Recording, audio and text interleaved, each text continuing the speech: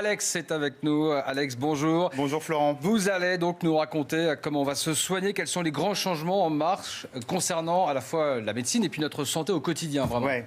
Alors ce qu'on peut dire, c'est que la médecine du futur va clairement bénéficier des innovations technologiques. Et parmi les grandes révolutions à venir, l'imagerie médicale, qui fait des progrès absolument fulgurants, si bien que d'ici 2050, nous allons tous pouvoir disposer de notre double numérique. Alors ça veut dire quoi, avoir un double numérique?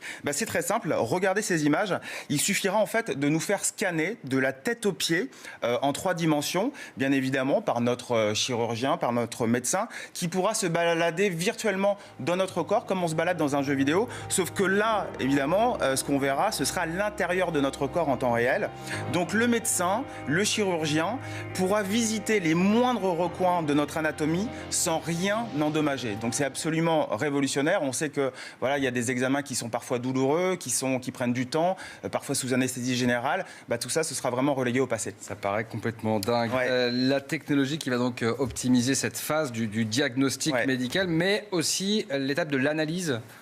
Oui, absolument. Et, en 2050, fini les analyses médicales lentes et coûteuses, et fini également l'angoisse liée à l'attente des résultats, puisque nous aurons tous à notre portée un laboratoire sur puce. Alors, un laboratoire sur puce, c'est quoi? C'est très simple, c'est un accessoire pas plus grand qu'une carte de visite, où en gros, avec une seule goutte de votre sang, il sera possible de diagnostiquer plus de 100 maladies, et tout ça en moins de 10 minutes. Alors, ça ressemble à de la science-fiction, et pourtant, ce futur est déjà en marche grâce à Luc Gervais, un ingénieur suisse que nous avons rencontré et qui nous présente son innovation. Le laboratoire sur puce est composé de 2 composantes principales, la puce microfluidique qui est jetable et le lecteur qui est réutilisable. Il est très facile d'utilisation. Je commence en me piquant le doigt. Je prends une goutte de sang que j'insère ensuite sur la puce microfluidique. Dans une goutte de sang, il y a des millions de différentes cellules, des plaquettes, des globules rouges et des globules blancs, et aussi des trilliards de protéines, des acides nucléiques et des petites molécules. La puce microfluidique va filtrer le sang et acheminer le plasma à travers la puce.